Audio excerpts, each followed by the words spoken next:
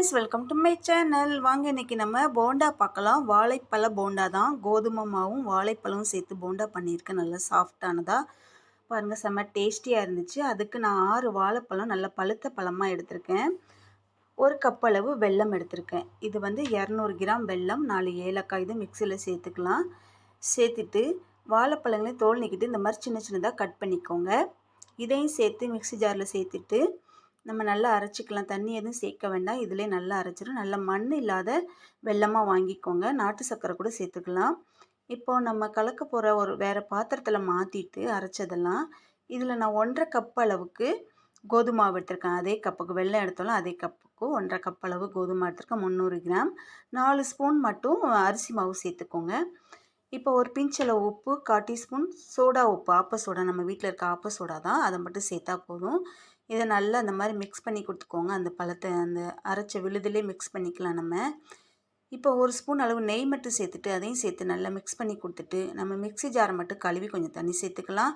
அதையும் நல்லா மிக்ஸ் பண்ணி கொடுத்துட்டு அப்புறமா நம்ம தண்ணி கொஞ்சம் கொஞ்சமாக ஊற்றி நல்லா பிசைஞ்சு வச்சுக்கலாம். பாருங்கள், இந்த மாதிரி நல்லா கொஞ்சம் எடுத்து போடுற மாதிரி நல்லா பிசைஞ்சிக்கோங்க. நம்ம உளுந்த வடைக்கெலாம் எப்படி அரைப்போமோ அரைச்சி எப்படி எடுப்போம் அந்த மாதிரி எடுத்து பிசைஞ்சு வச்சுக்கலாம். அந்த பாருங்கள், நம்ம கையில் எடுத்தோன்னா இப்படி போட்டோன்னா இப்படி விழணும், அந்த மாதிரி எடுத்துக்கோங்க.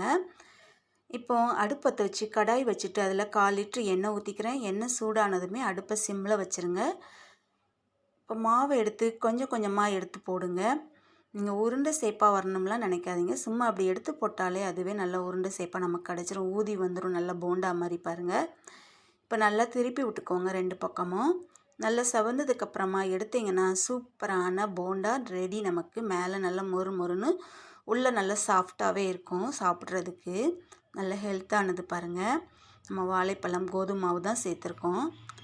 இதை பிளேட்டுக்கு இப்போ மாற்றிக்கலாம். பாருங்கள், இப்படியே எல்லாத்தையும் எடுத்து வச்சுட்டு நீங்கள் வேணால் வெல்லத்தை மண் இருந்துச்சுன்னு நினச்சிங்கன்னா கரைச்சி கூட இது கூட சேர்த்துக்கலாம். நம்ம தண்ணி சேர்க்காமல் வெல்லத்தை மட்டும் அடுப்பில் வச்சு கொஞ்சம் நேரம் நல்லா கரைச்சி எடுத்துகிட்டு அதுக்கப்புறமா கோதுமை மாவை சேர்த்துக்கலாம். இல்லைன்னா நீங்கள் சுகர் கூட சேர்த்துக்கலாம். சுகர் சேர்த்திங்கன்னா மிக்சியில் அரைச்சே சேர்த்துக்கலாம். சுகர், ஏலக்காய், வாழைப்பழம் சேர்த்து அரைச்சே சேர்த்துக்கலாம்.